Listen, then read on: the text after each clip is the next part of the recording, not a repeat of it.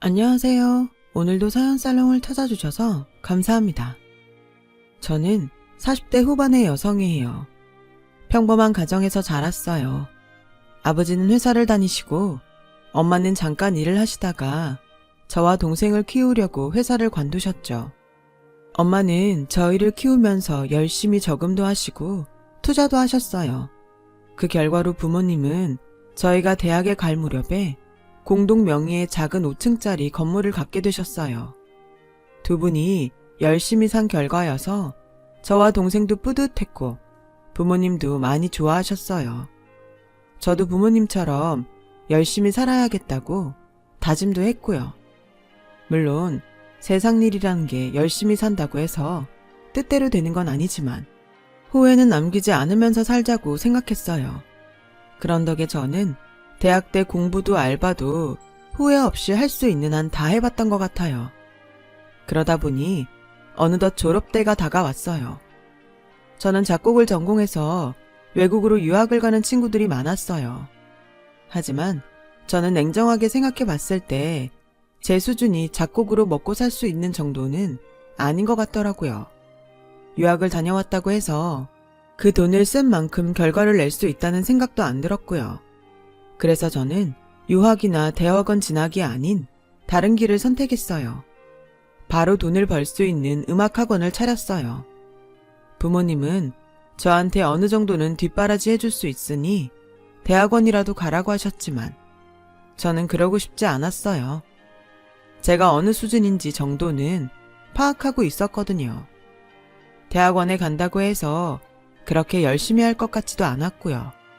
저는 제가 그동안 일하면서 모아놓은 돈에다가 대출을 받아서 학원을 열었어요. 제가 4년제 대학에서 음악을 전공한 원장이라는 걸 중점적으로 홍보했더니 학생들이 점점 모여들기 시작했어요. 저도 학생 한 명 한 명 열심히 가르쳤어요. 학원은 1년이 지나자 학생 수가 굉장히 많아지더라고요. 혼자서는 감당이 되지 않아서 저와 함께 하루 종일 있을 부원장과 시간제로 와서 애들을 가르칠 선생님들 둘을 더 뽑았어요. 이 정도면 젊은 나이에 성공한 것 같은 기분이 들어서 스스로가 뿌듯하고 매일이 보람찼어요. 저는 학원이 잘 되는 재미에 푹 빠지게 되었죠. 개원하고 4년이 되던 해에는 동네에서 제일 큰 건물에 2층 전부를 계약해서 학원을 옮겼어요. 엄마가 부모님 건물로 들어오라고 하셨지만 저는 부모님 도움 없이 하고 싶었어요. 또 제가 계약한 곳이 위치가 더 좋기도 했고요. 저희 학원의 장점은 무엇보다도 학생들한테 음악의 기본 리듬과 박자 감각을 탄탄하게 가르치는 거였어요. 그렇기 때문에 아이들이 나중에 어려운 곡을 하게 될 때도 박자를 세고 리듬 맞추는 걸 힘들이지 않고 곡을 익힐 수 있었거든요. 저는 실용음악에도 관심을 갖고 따로 신디사이저를 공부했고 학원에 실용음악 건반과 보컬 학생도 모집했어요. 그랬더니 의외로 중고생들이 많이 오더라고요. 성인들 중에서도 클래식을 배우러 오는 분들도 있었지만 전자건반 악기를 하고 싶다고 오는 분들도 많아졌어요. 하는 일마다 잘 되니 돈 버는 재미에 더 푹 빠지게 됐어요. 제가 29살이 되자 엄마는 자꾸 선자리를 만드셨어요. 네가 지금이야 젊으니까 돈 잘 벌고 좋겠지만 이것도 한때야. 30 넘으면 시간 금방 가. 얼른 좋은 사람 만나서 가정도 꾸려야지. 돈이 아무리 좋다고 해도 평생 혼자 살 거야? 내가 언제 평생 혼자 산댔어. 선 말고 그냥 만날 거야. 30 넘는다고 큰일 나는 것도 아닌데 너무 그러지 좀 마. 제가 젊었을 때만 해도 30이 넘기 전에 결혼을 해야 된다는 생각을 하는 사람들이 많았어요. 저는 엄마 성화에 못 이겨서 몇 번 선을 봤지만 전부 한 번의 만남으로 끝났어요. 그러다가 학원하는 친구들끼리 만난 자리에서 누가 저에게 소개팅을 해주겠다고 하더라고요. 제가 관심 없다고 했더니 그 친구는 그냥 만나보기만 해. 소개팅 한다고 다 사귀고 결혼하는 거 아니잖아. 미정이 너 남자친구도 없는데 심심하지 않아? 편하게 생각하고 마음에 들면 가볍게 만나봐. 라길래 마음이 움직여서 소개팅에 나가게 됐어요. 남자는 막 치과 수련일을 마치고 개업을 앞두고 있다고 했어요. 처음 만난 자리에서 이런 말하는 게 성급할지는 모르겠지만 저는 양미정 씨하고 한번 잘 사귀어 보고 싶어요. 라는데 당황스럽긴 했지만 저도 남자가 괜찮았기 때문에 몇 번의 만남 후에 사귀자고 했어요. 제 말을 끝까지 거절하시면 어떻게 해야 하나 되게 마음 졸였어요. 제가 정말 잘할게요, 미정씨. 라며 어린애처럼 좋아해주니 기분이 나쁘지 않더라고요. 남자는 개업을 한 지 얼마 안 돼서 많이 바빴고 저도 학원 일이 계속 바빴기 때문에 자주 만나지는 못했어요. 그래도 일주일에 한 번 쉬는 날에는 꼭 만나려고 노력했죠. 그렇게 한 6개월 정도 지났을 때 남자가 느닷없이 결혼 얘기를 하더라고요. 나는 우리가 서로 바빠서 계속 제대로 만나지도 못하니까 차라리 결혼해서 같이 사는 게 나을 것 같아. 그게 경제적으로도 훨씬 도움이 되지 않겠어? 그 말도 일리는 있는데 갑자기 결혼 얘기를 하니까 좀 당황스러워. 만난 지 오래된 것도 아니고 결혼을 하자는 말을 할 만큼 서로를 잘 아는 것도 아니잖아. 오래 만났다고 해서 다 결혼하는 거 아니잖아. 그리고 난 우리 정도 맞으면 결혼해도 될 것 같은데 그런 생각 해본 적 없어? 서로 모르는 점이 있다고 해도 그건 차차 알아가면 되는 거고. 라는 남자 말에 정말 고민이 됐어요. 이렇게 계속 만나다 보면 언젠가는 결혼하겠지라는 생각을 한 적도 있지만 너무 준비 없는 상태에서 말이 나오니 잘할 수 있을지 불안했어요. 하지만 남자는 계속 결혼하자고 조르더라고요. 저도 점점 엄마 말대로 30살이 되기 전에 결혼하는 게 나을 것 같다는 생각이 들기 시작하던 때였고요. 그래서 결혼을 하기로 결정했어요. 더 나은 남자를 만날 수도 있겠지만 꼭 그럴 거라는 보장도 없으니까 지금 만나는 사람이 제일 좋은 사람이려니 생각했죠. 부모님은 제가 결혼에 관심 없는 줄 알고 계시다가 제가 결혼을 한다고 하니까 두 분 다 많이 기뻐하셨어요. 남자가 치과 의사라고 하니 엄마는 직업 때문에 더 좋아하셨죠. 저희는 양쪽 집에 인사를 드리고 상견례를 가졌어요. 남자 아버지는 목재상을 한다고 하셨고 어머니는 평범한 주부였어요. 여동생이 한 명 있는데 해외에서 공부를 한다고 했고요. 남자 부모님이 생각보다 드센 것 같았지만 선입견이려니 생각했어요. 상견례 후 엄마는 조심스럽게 생각했던 것보다 부모님이 점잖은 분들은 아닌 것 같다. 남자애만 보면 그다지 나쁘다는 생각은 안 드는데 그래도 집안 분위기 무시 못하잖아. 라고 하셔서 저도 좀 망설이는 마음이 생기더라고요. 저희 가족은 고민 끝에 사람을 잘 알지 못하면서 판단하지 말자고 결론을 내렸고 저와 남자는 결혼 준비를 시작했어요. 솔직히 제가 얼마나 더 좋은 집안을 만나겠다고 나 좋다는 사람들을 뿌리치는 게 도리상 아니라는 생각을 했어요. 시간이 흐르고 저와 남자는 결혼을 하게 됐고 신혼생활을 시작했죠. 그리고 한 달도 안 돼서 시어머니와 마찰이 생겼어요. 어느 날 학원에 가보니 원장실 앞에 이상하게 생긴 금색 장식품이 걸려 있더라고요. 누가 걸어놓은 건지 물어봤더니 시간제로 오는 선생님 한 분이 조심스럽게 아까 제가 오기 전에 어떤 할머니가 원장 선생님 시어머니라면서 이거 걸어놓으러 왔다고 하시더라고요. 어떻게 들어오셨냐고 하니까 원장님 시어머니라고 하고 주인한테 열쇠 받았대요. 시어머니한테 전화를 해서 확인을 해보니 맞다고 하는 거였어요. 내가 거기 주인한테 얘기 잘 해놨어. 너 좀 잘 봐달라고. 그게 돈을 불러오는 거라니까 잘 걸어놓고 있어야 한다. 어머니, 생각해 주신 건 너무 감사한데요. 그래도 아무도 없을 때 열쇠 받아서 들어오시는 건 저나 다른 선생님들 입장에선 좀 불편해서요. 내가 내 며느리 학원 가는 게 뭐가 어떻다고 그래? 내가 네 시어머니라니까 주인도 얼른 열쇠 주던데. 너도 참 별나다. 기껏 생각해서 갔는데 네가 이럴 줄은 몰랐구나. 아니요, 오신 걸 말씀드리는 게 아니에요. 문 열지 않은 시간에 저도 없는데 들어오셔서 그게 좀 걸린다는 거죠. 그리고 저 생각해 주신 건 너무 감사한데요. 앞으로 장식품 같은 건 저하고 의논하시고 사셨으면 좋겠어요. 그 말이 그 말이잖냐? 내가 한 게 다 마음에 안 든다는 거잖아. 됐으니까 그만해라. 라더니 전화를 뚝 끊어버리더라고요. 저는 건물 주인한테 시어머니한테 열쇠 줬냐고 조심스럽게 물어봤어요. 주인은 아주 곤란한 표정으로 내가 아무리 시어머니라고 해도 무슨 증거가 있는 것도 아니라 난처했어. 원장님 결혼식에 갔어도 시어머니까지 챙겨보는 건 아니잖아. 근데 하도 길바닥에서 큰 소리로 우기니까 어쩔 수 없이 줬지. 혹시 학원에 무슨 실수라도 했어? 나도 원장님 학원 잘 되고 평판 좋으니까 우리 건물 이미지에도 도움이 돼서 좋은데 문제라도 생기면 곤란하니까 당장 열쇠 바꿔줄게.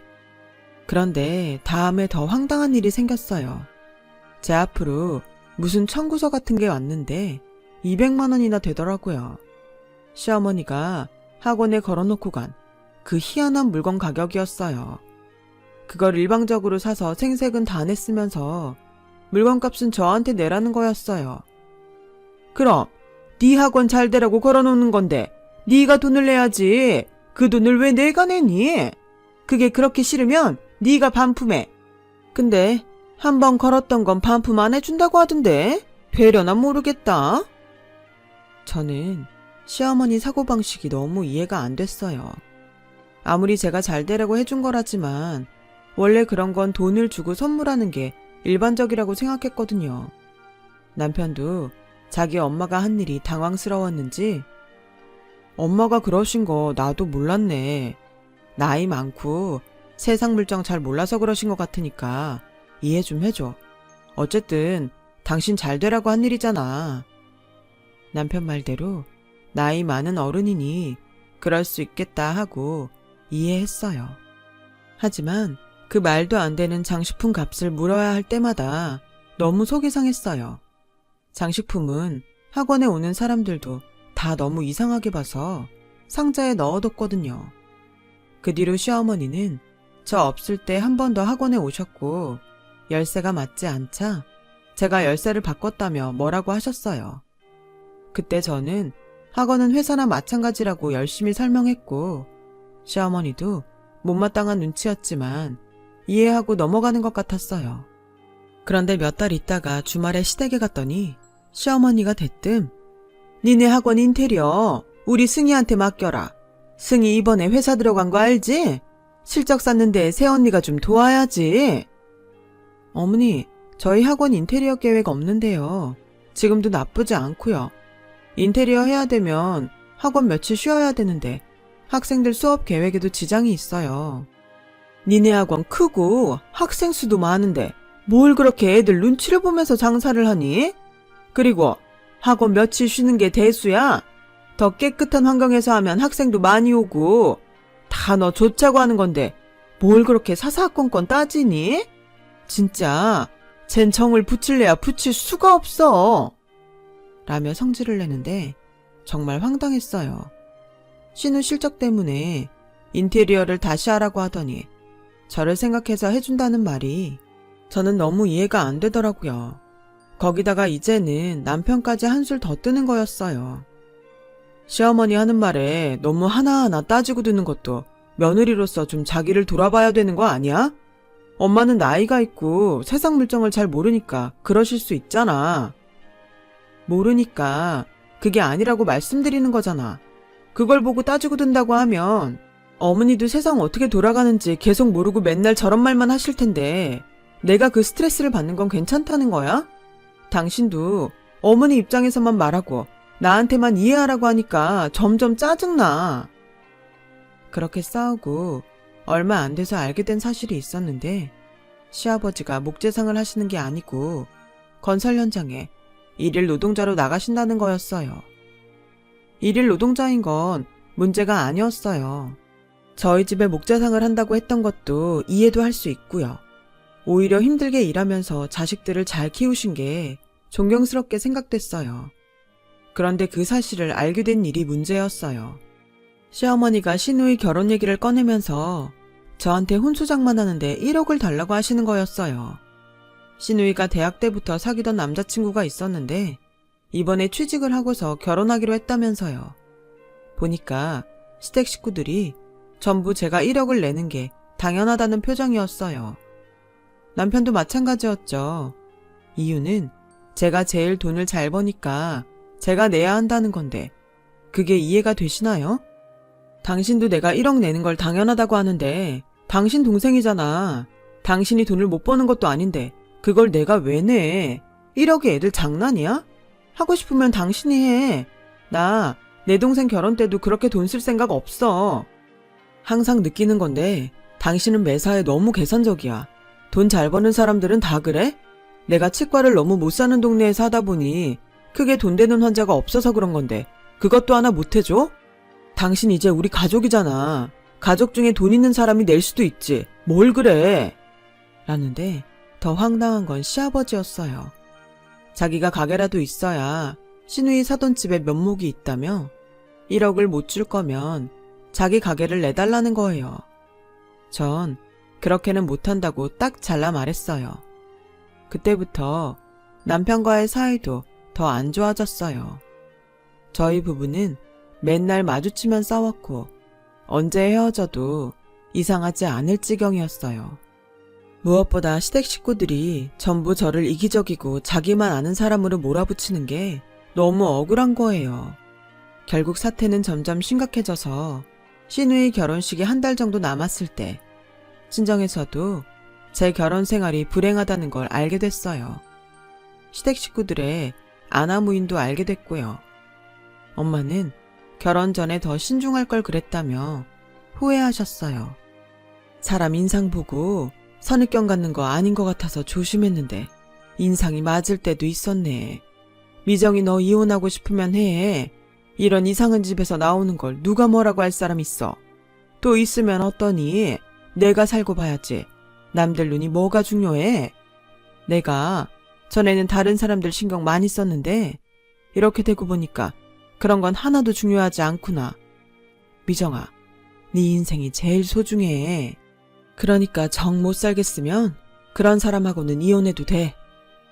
라고 하셨지만 그래도 너무 성급하게 결정하는 것 같아서 망설여지더군요. 하지만 그러던 어느 날 우연히 남편이 친구와 통화하는 걸 듣게 됐어요. 잘 나가는 학원 원정이라고 하길래 소개하는 사람 말만 믿고 결혼까지 했는데 이건 뭐 고집불통에다가 돈 한 푼 내놓을 생각을 안 해. 이럴 거면 내가 왜 결혼을 했어? 이런 사람이 강남에 내 치과 차려놔 주겠어? 친정집에 건물이 있으면 뭐 하냐고. 늙은이들이 손에 딱 쥐고 내놓을 생각을 안 하는데 그걸 팔아야 나한테 돈이 들어오든지 할 텐데 그 건물 팔아서 돈 받을 때까지는 어떻게든 이혼만은 하지 말아야지. 그거라도 받아야 내가 이 결혼한 거 덜 억울하겠어. 저는 그 말을 듣고 너무 화가 나더군요. 저야말로 억울한 마음이 들었어요. 남편은 그래도 저를 사랑했으니까 결혼했다고 믿었는데 제 돈 보고 집에 건물이 있으니까 결혼한 거였어요. 배신감 때문에 밤에 잠도 잘 오지 않더라고요. 결국 변호사 사무실에 가서 상담을 하게 됐어요.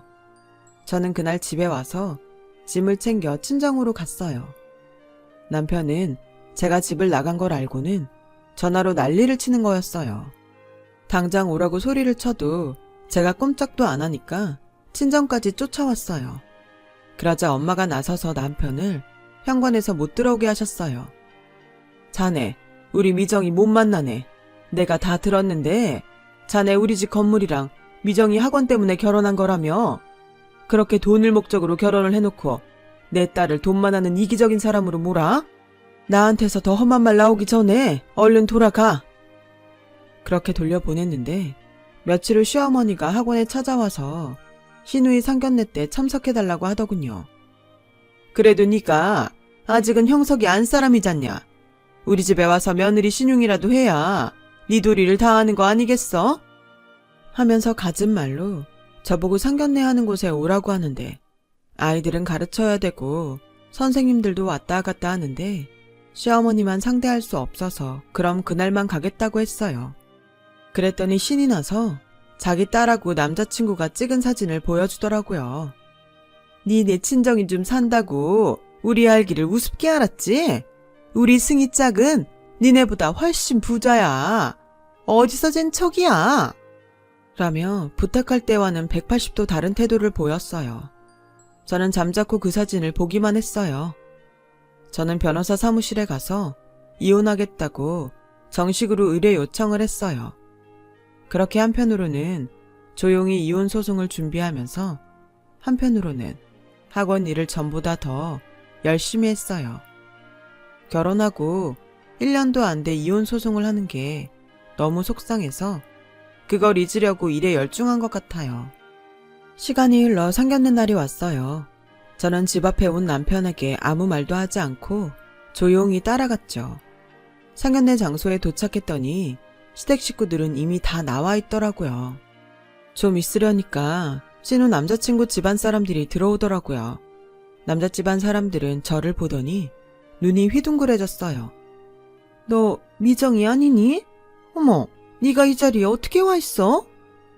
라고 남자 어머니가 말하자 시댁 식구들은 어리둥절해서 저를 보더라고요. 어머니뿐만 아니라 아버지와 남자 형, 그리고 남자까지 저한테 아는 척을 했거든요. 안녕하세요, 삼촌, 숙모. 이런 자리에서 뵙게 됐네요.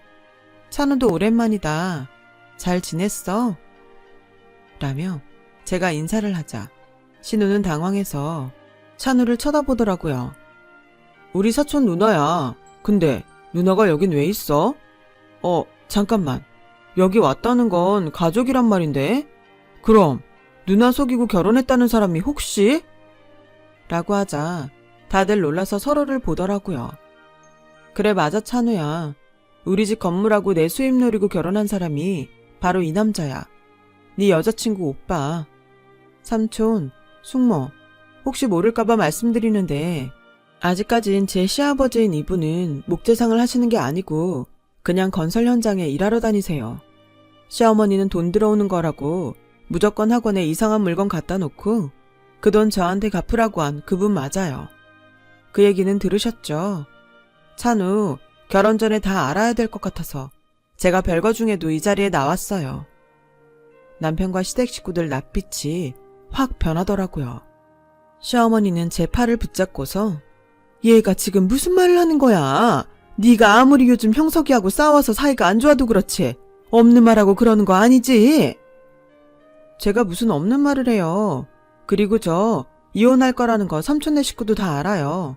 제가 변호사 소개를 어디서 받았는데요. 삼촌이 친한 변호사 알려주셔서 간 거예요. 어떻게 인연이 이렇게 되나 모르겠네요. 찬우야, 네가 전생에 나라를 구했나 보다. 이런 여자랑 엮이지 말라고 내가 나온 걸 보니까. 신우는 그 말을 듣고 파랗게 질려서 막 떨더라고요.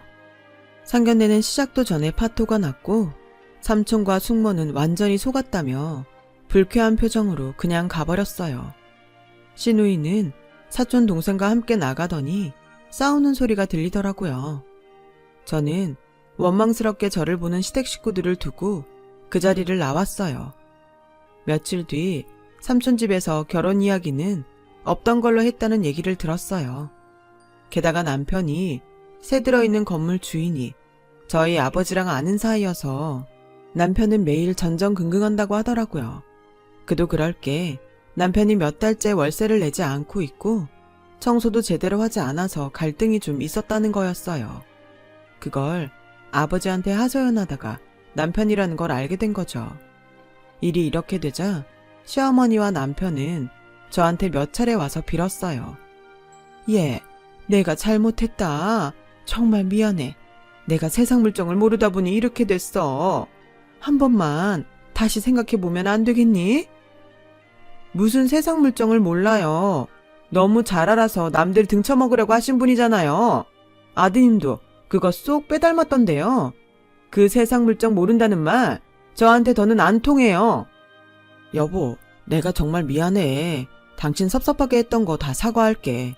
우리 다시 시작하는 마음으로 잘 살아보자. 응? 내가 그 말을 어떻게 믿어? 나를 본 게 아니고 그냥 돈 보고 결혼한 사람이잖아. 좋게 이혼해주는 게 나을걸? 안 그러면 우리 아버지도 가만 안 있을 거야. 그제야 포기하고 더는 오지 않더라고요. 이혼도 순순히 제가 원하는 대로 해줬고요. 그 뒤로 남편은 치과가 잘 되지 않아서 접고 건물을 나갔다고 하더라고요. 병원을 하면서 뭘 하고 얼마나 험하게 썼는지 벽이 성한 데가 없다고 주인 아저씨가 화를 내더라는 얘기를 전해 들었죠. 남편은 시골에 내려가서 치과를 하다가 다른 사람에게 면허증을 대여해 준 게 발각돼서 의사 면허가 취소됐다고 해요. 그 집안도 지방 먼 곳으로 내려가서 어떻게 사는지 소식을 아는 사람이 없고요. 인생에서 큰 액땜을 했다고 생각했어요. 몇 년 뒤 저는 다른 사람과 결혼을 했고 지금은 아들, 딸 낳고 잘 살고 있어요. 사촌동생도 좋은 사람을 만나서 결혼하고 잘 살고 있고요. 저야 나쁜 일을 당했지만 그래도 제가 사촌동생 인생을 구한 것 같아 잘 됐다고 생각하고 있어요. 사람이 마음을 곱게 써야 무슨 일이든 잘 풀리는 법인 것 같습니다. 저희 지나온 얘기 들어주신 분들 감사드려요. 지금 힘든 일이 있어도 좋은 날이 올 거예요. 건강이 최고입니다. 모두 건강하세요. 여러분, 사연 댓글에 응원과 현명한 조언 부탁드려요. 좋아요와 구독은 저에게 큰 힘이 됩니다. 오늘도 좋은 일 가득하세요.